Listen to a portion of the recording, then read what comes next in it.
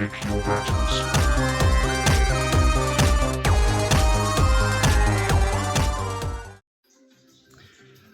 About 25 years ago, early 2000s, obviously, I got into collecting comic books really, really big. I collected them as a kid, grew up reading them.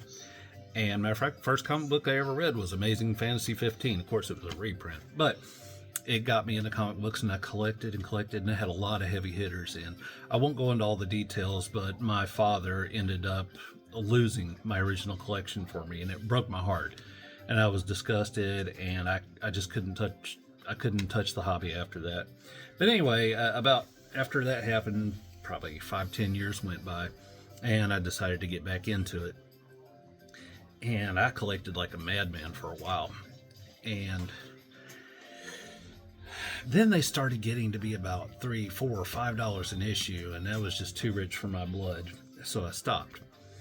And I haven't looked at them in years. And as I'm going through them now, I'm finding books I didn't even know I had, and it's like, where did this come from?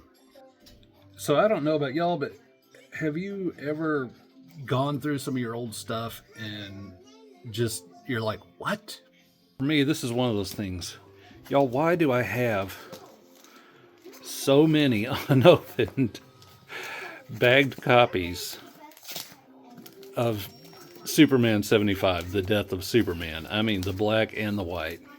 I remember back when it was announced that they were going to kill off Superman, people were buying these left and right, and we're just saying things like, oh, this is going to be my child's education, this is going to be my retirement, and now they're basically worth dirt. I just vaguely remember getting these, but I don't remember there being quite so many of them. There's even a couple more in my office, so I guess I'm just going to box them away. Who knows? Maybe one day they'll be worth something. Maybe in my children's adulthood, possibly. I don't know.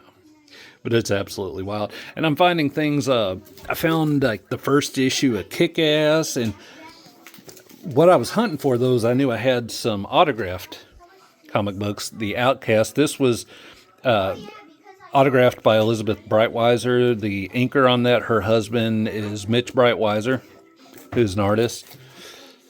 Got my James O'Barr autographed Crow comic book.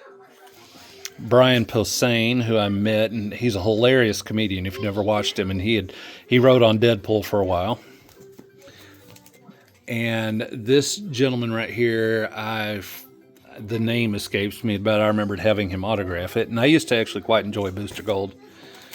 And then Larry Hama, autographed issue of the old G.I. Joe run.